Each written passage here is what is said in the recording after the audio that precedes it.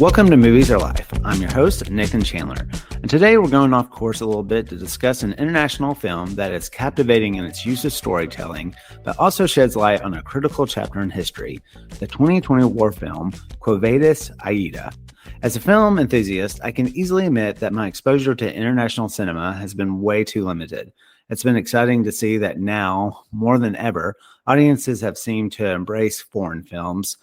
Parasite, which won the Best Picture Oscar at the 2020 ceremony, certainly broke down a lot of barriers, but I think streaming has had a huge impact as well. It's been a lot easier to find acclaimed international films rather than hoping that your local library, or as I was younger and starting to get into international films, hoping that my local Blockbuster hopefully carried the title. I'm going to have to give a lot of credit to today's guest, Cameron Olbert, for pushing this film on me. I had heard of this movie because it was indeed nominated for Best International Film at the 2021 Oscars, although it didn't win. And I've had it in my Hulu queue for a long time, but it kept getting bumped down the list. Cameron was my guest for episode 25, covering the Best Picture winner, Gandhi. Make sure to check that episode out. It was a great film. We had a great conversation. Shortly thereafter, he wanted to maybe talk about more films that covered true international history. And so in this conversation, he's bringing in a friend from university that can also hopefully maybe share more light on this subject matter than I can through my limited research about this war that's depicted. I've always seen this podcast as a celebration of all movies. And so I hope this episode inspires you to take a chance on a movie that you normally wouldn't pick out. Yes, you have to read subtitles, but I guarantee you that if you give it a chance, you'll be extremely impacted by the story. Okay, let's jump into my conversation, and hopefully I don't mispronounce too many names. They're killing people outside. I don't know where my family is. Suivez-moi. Tarek, suivez-moi.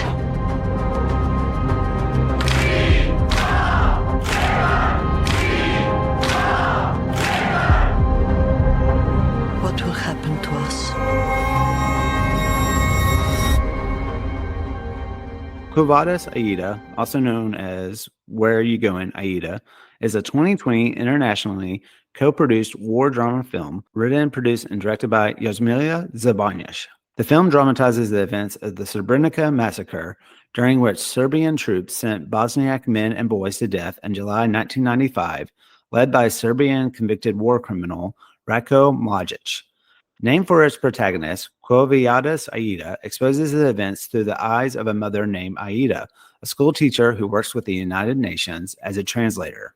After 3.5 years under siege, the town of Srebrenica, close to the northeastern Serbian border, was declared a UN safety zone in 1993 and put under the protection of a Dutch battalion working for the UN. The film received critical acclaim, earning a nomination for Best International Feature Film at the 93rd Academy Awards, and it received 2 BAFTA Award nominations as well. And it won 4 European Film Awards, including Best Film.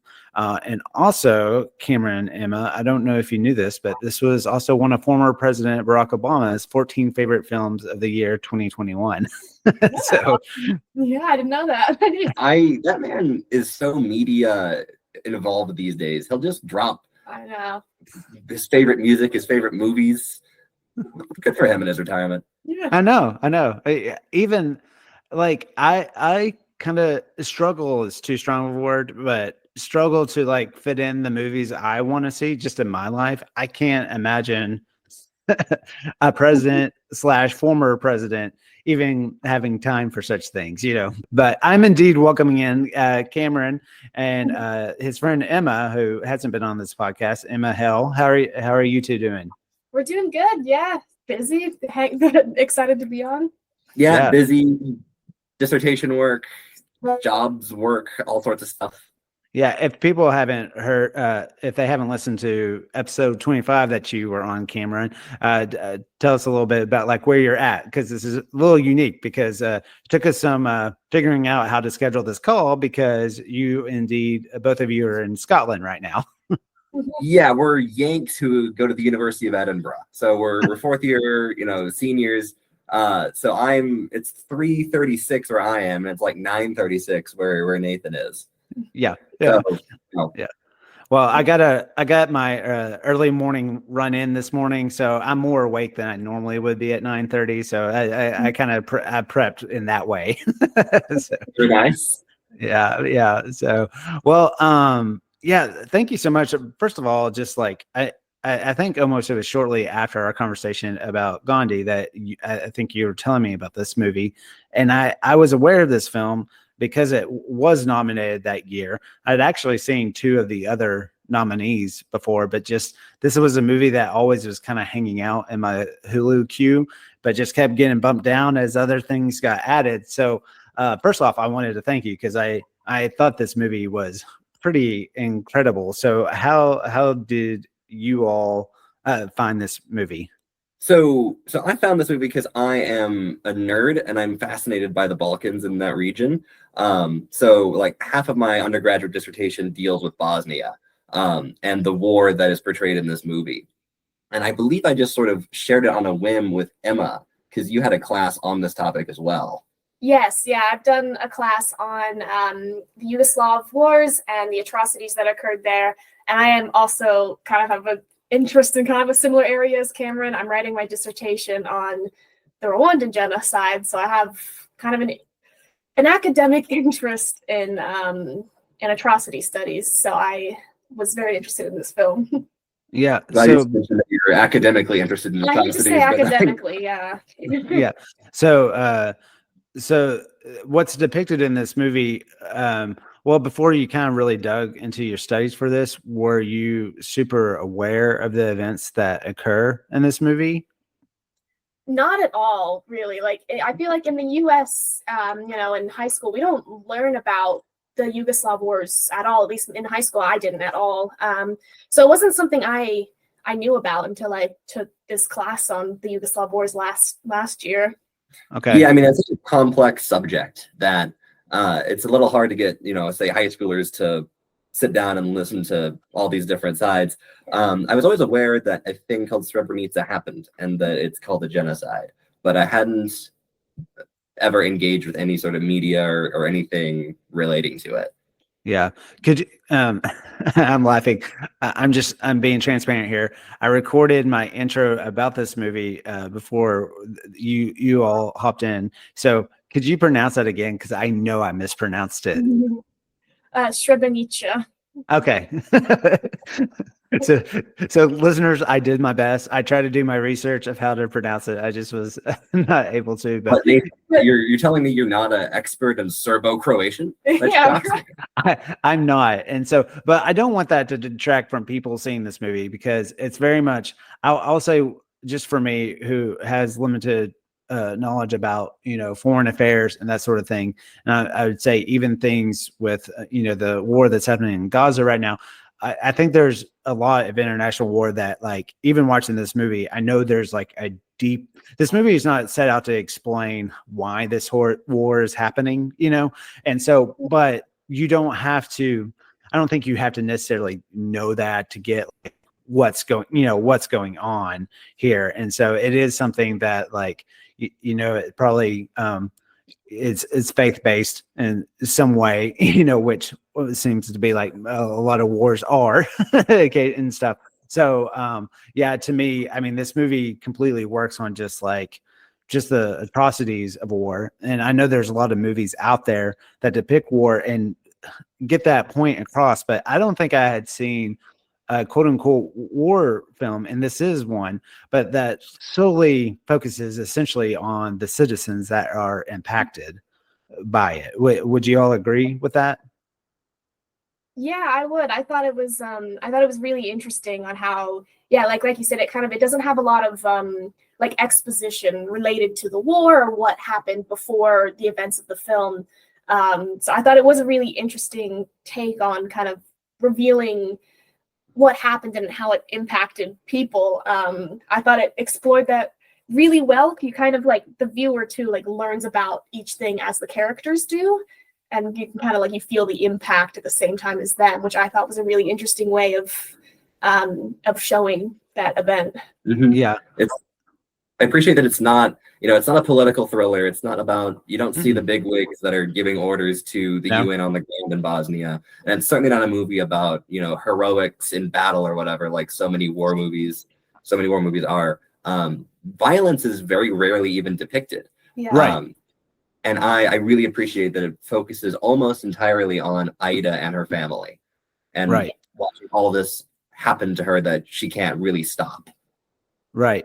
And not that she can't stop, but man, tries really hard to do so. I mean, like it's just and I honestly, like I had heard of this war before, but I didn't know of this, massacre that's depicted at the end. So I didn't know that was coming. And the way that this film just builds up the dread that something, like something's gonna happen, something's gonna drop, and she serves as such an amazing avatar to that, but also as being the translator, being able, she just attaining to her personal needs, like saving herself and her family. Although, she never gets too preoccupied with herself. Like she is one of the few that feels like can be safe. But yeah, just as we are just, it does a good job of, we are just exhausted, like emotionally exhausted with her, trying to balance everything and everybody, Yeah. So. Yeah, I really felt that throughout the film. I really like the way that like I was saying, it reveals these things and it becomes clearer and clearer throughout the film that a massacre, a genocide is going to happen, and that there's nothing anyone can do about it. Even Aida, even the UN soldiers on the ground, and you kind of like as the viewer, you start to feel that dread and that kind of like that getting like frantic almost about like surely there is something that can be done. Just as Aida also gets kind of frantic to save her family. The first time I watched this movie, I had the image of a train driving towards me that I couldn't get off the tracks for, and I just had to sort of watch as it picks up speed, and I start to feel it in the ground, and suddenly I see it and it's coming, and suddenly it's here. Yeah. Right. I think it's one of those things like you said, you don't have to know anything about the genocide to get what is happening in this film. I do think it's a little bit especially horrific when you do, though, because it's the whole film, it's coming, and the true impact of that genocide, and like seeing it just like not being able to be stopped. Like the whole film, I'm just like, it's like a movie. Most of the time in movies, they stop these things, the heroes win, and you're just kind of hoping, but yeah. it doesn't.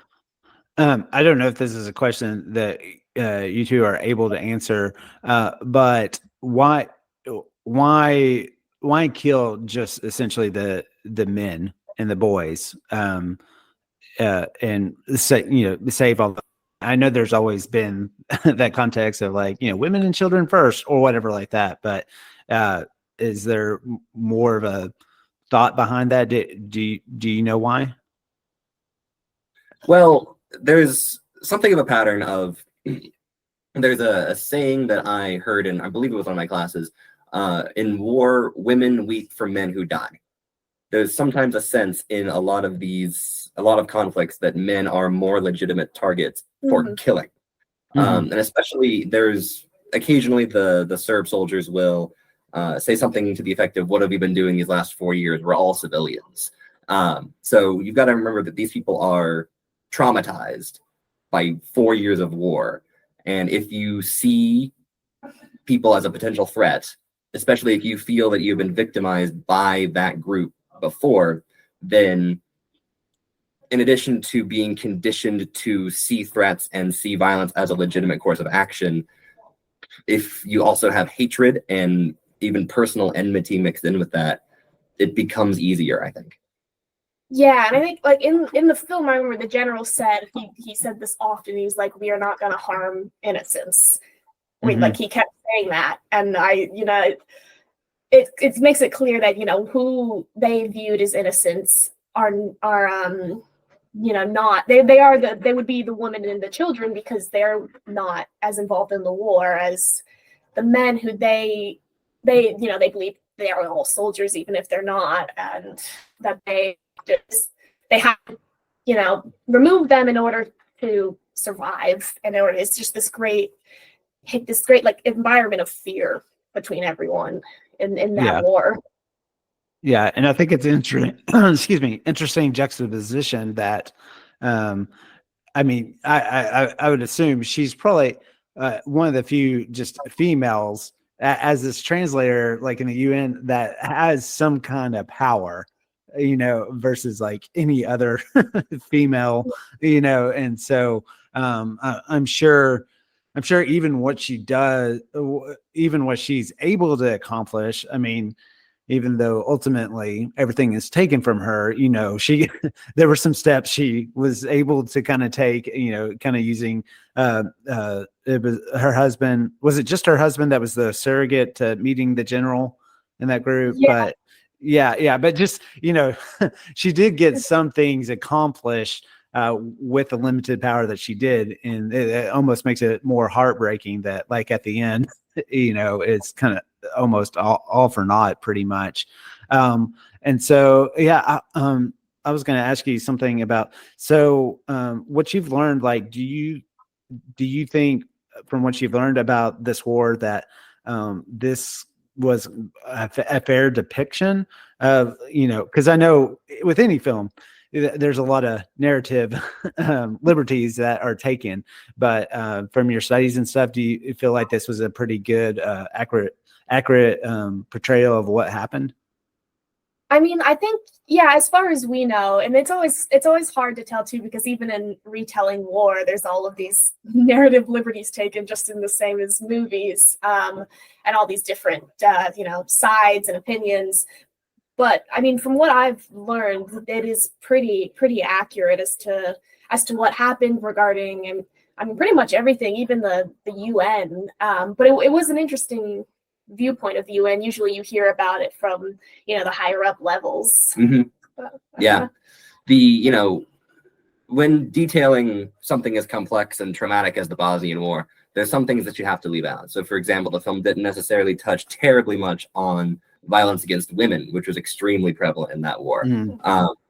But I think it does an interesting job psychologically of getting in the heads of some of these military leaders fighting this war, right? Like, there was an interesting touch there where General Mladic, the sort of head Serb soldier who's orchestrating this whole genocide, is handing out Toblerones to the children he's about to kill. And there is footage of that happening, of that exact thing happening.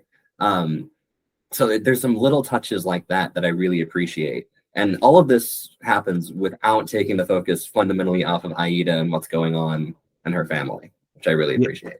Yeah. I kind of wondered about that a little bit, because it is very much attention of like him having the camera, the general having the camera guy follow him and, get this shot and do this and like make sure, you get this. So very much aware of his ego, but also I kind of wondered that, like, I bet you that they were able to probably pull some of this narrative from, I mean, I'm sure that footage exists like somewhere, so I'm sure, because he doesn't seem like the guy who is just keeping the footage for home video sake.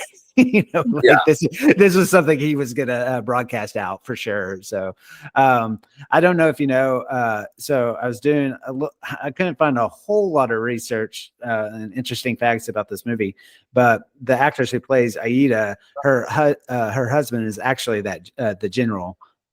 Did you know that?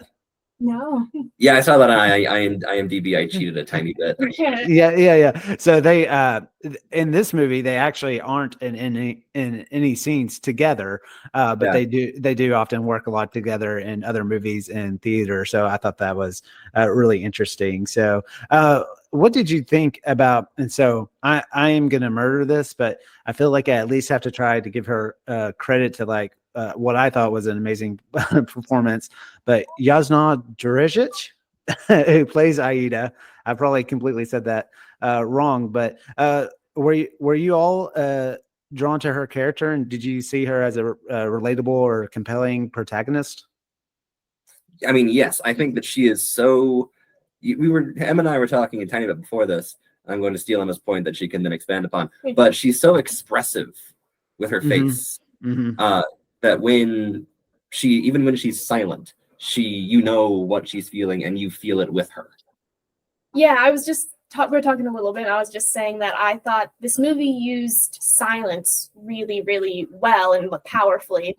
There's many moments throughout the movie in which everything is silent. But her especially, there's a lot of moments where you're just kind of watching her face, and you can see like everything kind of across her face, her like practically her thoughts. And I thought she was really expressive, and she showed what was going on just so simply, but like truly through her face. Yeah, and I did like sometimes I can be a little harsh on films that have little flashback moments because they lean on those too much, but I did like the little bit of flashback that we get here, basically the life before this war, and the big kind of party scene, that sort of thing, but also kind of seeing like the life that was in her face at that time compared to what we've been experiencing like watching the movie.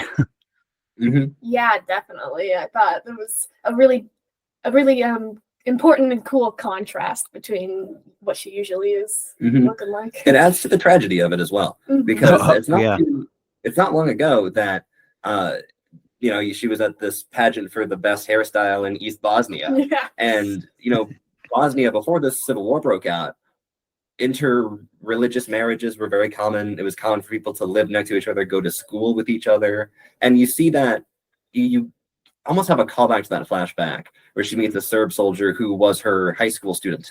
And that it only magnifies the tragedy of what has unfolded in a very short amount of time.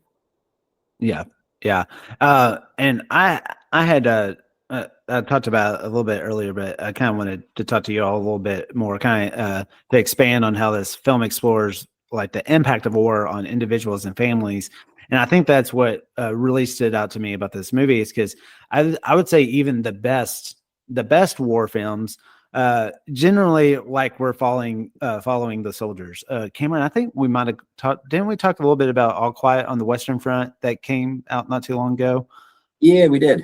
Yeah. So, that's very much where we're following the soldiers. And in a movie like that, there's always a scene, not maybe even more, where there is some interaction with like civilians, and there's usually some depiction, and they're very effective of like, either saving them or just like it helped to remind you that, that basically the people that are really, really being affected by this war. And so, but this movie, just the fact that there's just so many people and that we just like sit with them. To me, I was just like, I was almost, and I'm sure there's another movie that's out there that has kind of explored this before, but I really couldn't think of, I was hard pressed to think of another war film that just sat with the civilians as much as this movie does. And so I just wanted to see what you all thought about that, and how you thought that this movie conveyed the human side of this horrible war.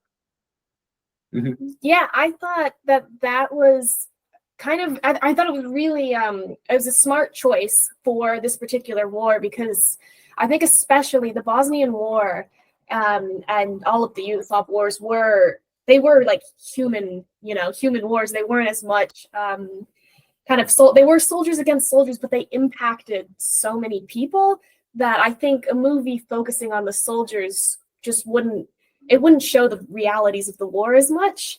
Focusing on these civilians, because it was like Cameron was saying, everyone lived together. They were all, that was intermarriage. People were living in the same villages in the same cities, and then all of a sudden, they're all at war with each other. It's people who know each other and like are fighting, and so I thought that it showed the realities of that war really, really well, to like sit with the people who are affected most by it. Yeah, there's another movie that I know of that my now ex-flatmate told me about, called Tangerines, which is a very similar sort of movie in that it fundamentally follows civilians, or really a civilian in a war. And I've known people who have been personally affected by wars at this university. And the thing that they've all said, because they were all, growing up in a conflict zone, the thing that they harp on about over and over again is that what we remembered fundamentally is waiting to be over. And this movie drives home the lack of certainty, certainly a lack of agency over these sorts of things that are happening around these people. And it's one of only a few movies that does that. I think this is a A+ example of it. Yeah. I mean, it's almost maybe, I think actually watching this movie, it's cliched when like somebody's like at work and you talk about like a bureaucratic system of like so many like checks and balances and like how long it takes something to get done, or yeah, send this one email. And this movie, I mean, completely depicts, especially through, the UN and, when they're trying to get things done and so is on vacation, and just what you just mentioned, Cameron, the waiting aspect of it. I mean, it's just, it forces you to sit with the other civilians here, both inside the fences and outside the fences. And that like you said, waiting, it's just, you just feel it. But the movie itself really, I think really moves too. Like, I mean, we're in a lot of places. So I think the filmmaker did a really good job of kind of balancing that, of like making you feel that, but also like knowing that this is a movie and, setting up different scenes. So we're not at a location like for too long, Mm-hmm. Yeah, I would agree. You kind of get that sense of waiting within the compound, but then as things occur, it's not like, the people in the movie and the audience, it's not like we're just sitting here kind of doing nothing. There's stuff occurring and we're learning about it, and it's getting more and more intense, and the waiting becomes more and more intense as that happens. Mm-hmm. Yeah. Camera work does that. Yeah. Like the camera is following Aida walking around, or in many cases running around the compound. There's less hard cuts. Mm-hmm. And so it feels less like you're watching a collection of scenes and more like you're in an actual physical location. Yeah. You're very aware of the space, like the spacing of everything, and they do a really good job of that. And even to the point of like where the UN generals are kind of huddled, their little home base, just because we go with her, we kind of realize really like how separated they are from all the civilians that are in the building with them, and even though I would say, they're there to, protect them and support them, how far removed they keep themselves from all of them, like they're definitely not interacting with everybody very often unless they really have to. Yeah. Are there any scenes that like particularly like stand out to you in this movie? I thought one that we were discussing earlier, that flashback scene, I thought stood out to me quite a bit, because it's like not only a good juxtaposition for what's occurring in the war and versus life before the war and during, but there's also this moment when they're all dancing around the room, and it shows like each face of each person one at a time, and they've all got these looks on their faces that are really almost kind of I wouldn't say like sinister, but they're not welcoming, and it kind of it really I thought that was really interesting, because it was like a foreshadowing for what happens later on in the war. It's all these people that she knows that will later become enemies or be killed. Particularly, you saw the mayor go by, the mayor who was killed right at the beginning of the movie, and he had this look on his face that kind of, I imagine, is in Aida's mind, like maybe almost, I don't know, like he's upset. He knows what's going to happen to him in her flashback. Mm-hmm. I thought that was really, really striking. I remember seeing that as well and recognizing that as the mayor who would die. Mm-hmm. Something that has stuck with me is when Mladic is negotiating, quote unquote, with Aida's husband and Colonel Karaman's, and then you cut to his sort of henchman trying to get into the compound. And then when he gets into the compound, his interactions with people in there, it struck me as being profoundly creepy. Yeah. The way that he sort of knows how much power he has over these people. He knows how much fear he can inflict upon them. It's almost like he's relishing in it.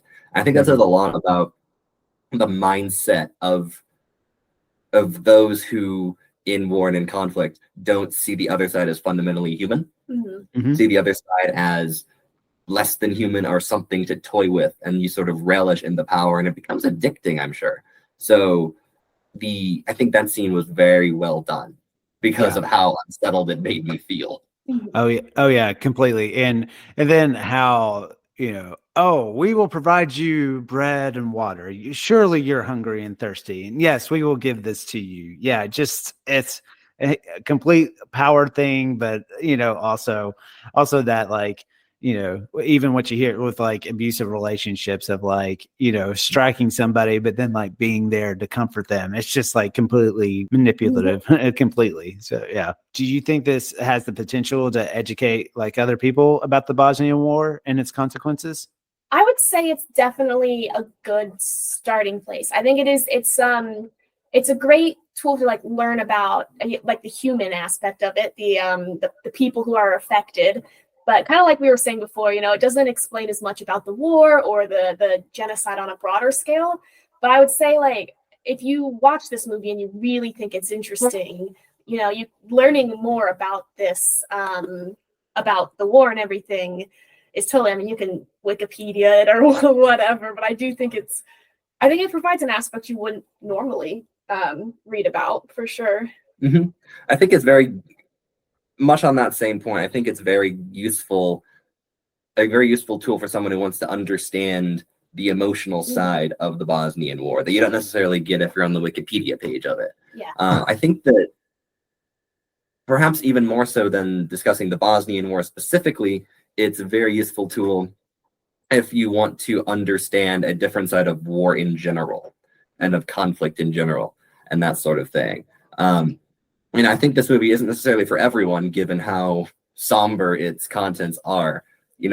Especially when it came out in 2020, people weren't necessarily tripping over themselves to watch movies about people dying.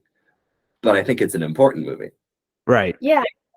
I think like, even if you're someone who doesn't know anything about the Yugoslav wars, watching it is, I think it's a hard watch, but it's an important watch, like Cameron said, and even learning more about these wars, because like I was saying earlier, I think in the US a lot of times we don't learn about this war at all. And the only way to avoid things happening again is to learn about them and to learn how they happened. And so I think it's really important to learn about, for sure. Yeah. I'm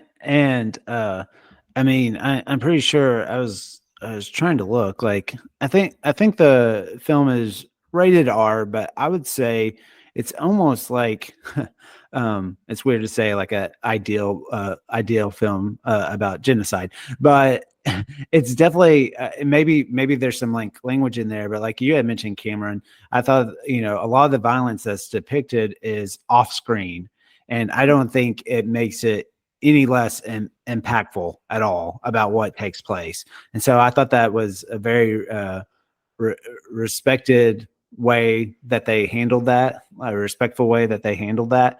And so I do think it's almost a more accessible film because, it almost feels worse in its rating because of how much dread that exists the whole time. You're not giving much relief. I think maybe that's also why that flashback scene is in there, to also kind of give us a moment a little bit to collect ourselves. And so, but I mean, I think this is like an ideal movie to educate, even if it's not about this war specifically.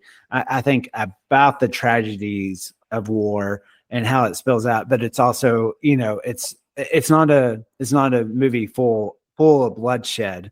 And so I think it's, and also just an interesting take on just how negotiations work or not work and that power play. I think that dynamic, I mean, I think that surely that part of it kind of interests you, right, Cameron, about this movie?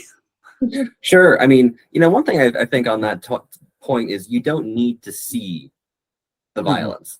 And what this movie's message, you don't need to see the gore. You don't need to see these men and boys being shot to understand what those losses mean for Aida and for thousands and thousands of women and children who are going on in the aftermath of this. But yes, to your point about negotiations and that sort of thing, it's when you know the background of the UN peacekeeping force in Bosnia and the extent to which it was allowed to use force, it drives that home a little bit further. Very briefly, the forces in Bosnia were told that they needed to prioritize. The overall force in Bosnia was called the UN Protection Force, and yet when they were ordered that when it came down to the threatening the lives of peacekeepers, they should keep the peacekeepers alive rather than use force to protect the safe zones that they were there to attempt to protect. Yeah. So, and when you are someone as evil as Mladic, and you know that when push comes to shove, the other side's going to break, it's almost like, why even have a negotiation except to toy with people? Yeah. Yeah, exactly. What do you think that is there a particular message or emotion that you think will particularly resonate with viewers, like after this movie, or another way of putting it is like what really sticks with you like after this movie is over? I think I showed this to a friend of mine, and the thing that she said first was that, like, I was like, yeah, I cried the first time I watched this movie, and she was like, I don't think I can because I'm too shocked. So I think that shock is probably an emotion that a lot of people would feel having first seen this movie. And then I would hope reflection about the value of human life, and also the question of how does a society go on after some kind of insane trauma like this? What does it mean to go on? I mean, the movie's title translated to English is "Where Are You Going, Aida?" And I would hope that it would spark some reflection about how wherever you happen to live, you reckon with your own history and build a future knowing that awful things might have happened wherever you live and in whatever society you call home. Yeah, I think, God, after watching it, I just felt a lot of like sadness for the women and children of Srebrenica, and what they've had to live with since. And I think I especially as an international relations major, it just really made me reflect about what how we handle situations like that. And I think that's especially relevant nowadays with all the conflicts going on about how we handle situations that could easily devolve into genocide, and how the UN did not do it right, and we need to learn from that. And yeah, I think it's just something to kind of think about, what we're demanding from our governments and from the UN. Yeah. No, for sure. Is there any other closing thoughts you had about this movie? I think we covered it pretty well, and I mean, I definitely think people should see this. And I would also say, for a war film, it wasn't particularly a super long movie. And I know, a lot of war films are usually they seem to be on that 3-hour cusp. And this one I thought was very tight movie. And so it's definitely one I recommend. Do you all have any final thoughts about the movie? I would just say it's a really incredible film, and I think everyone should go watch it if you've got the mental emotional capacity for it, because it is something that not like we were saying earlier, maybe not everyone would have the capacity to watch it, but if you do, watch it, because it's really, really good, and it has some important messages. I think that this movie should provoke us to ask what obligations we have towards our fellow people. So when we think about conflicts that are happening today, not necessarily the message of this movie, I don't think, should be we should use military force to stop bad guys whenever and wherever they are, because life is complex, reality is complex. But I think that it should provoke us to ask, what is the value of a human life, and how far am I willing to push my government to recognize that both at home and abroad? So that's something that I would hope people can take from this too, because our governments are what comprise the UN. And if our governments had acted differently or thought differently in 1995 or before 1995, there's a chance this could have been prevented. Mm-hmm. Yeah. Yeah. That's like I was saying, you know, I think people gotta, watching this movie really does, it made me think about that. And I hope it makes other people think about that, just about like, if you push your governments to do the right thing. And everyone disagrees on what the right thing is, but hopefully if everyone's pushing their governments towards what is right, then things like this won't happen. Do the right thing. Controversial statements from Emma Hale. I know, yeah. Oh, well, if anybody's on the fence with this movie, I watched this one by myself until I was talking to Whitney later about it. And we always talk about the Metacritic score.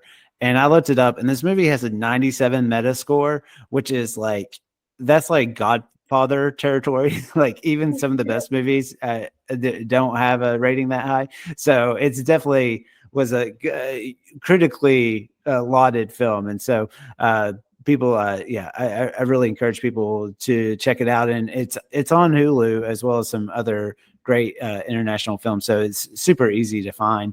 Are there any in your area of studies, is there any other movies that you kind of would recommend that fall in this vein, or this type of movie that you think people should check out, or even you want to challenge me to check out? God, I don't know a lot. This would be a really basic suggestion, but Hotel Rwanda, always. Yeah, you know, I haven't seen that since it came out, and so it's probably definitely worth a rewatch. Yeah, it definitely is. And that is another movie that really focuses on the human impact of war, which it's really also really important. It's a similar kind of, focus on the human impact of war, but obviously from Rwanda. So that's, if people like this movie, that one is also very good. Mm-hmm. I think that film's become a little forgotten somehow. Like it was a big deal, like when it came out. But I think if you even ask people, like, hey, what's Don Cheadle known for? They would like go to like Iron Man or something like that. They wouldn't go to that movie. Yeah. It's one of those movies you mention it. You're like, oh, Hotel Rwanda. And people are like, yeah. Like they know it, but they haven't seen it in years, or they haven't seen it, or Yeah. What about you, Cameron? Did you have one? I will re-up Tangerines in people's minds, because it's also a foreign film, because apparently I'm into those now. And it was very relatable for my ex-flatmate when she lived through a war, because it's fundamentally about waiting for all of this to end. And then there's the question of how are we going to go rebuild our lives afterwards. So I can suggest Tangerines as well. What is that in relation to? What war? The 1992-1993 wars in northern Georgia. Georgia, the country. Yeah. I should specify. Okay. I was trying to look. So Tangerines, it looks like here in the US, it looks like you can get it through a freebie, which with ads, but I think that's through Prime Video, so you can watch it that way.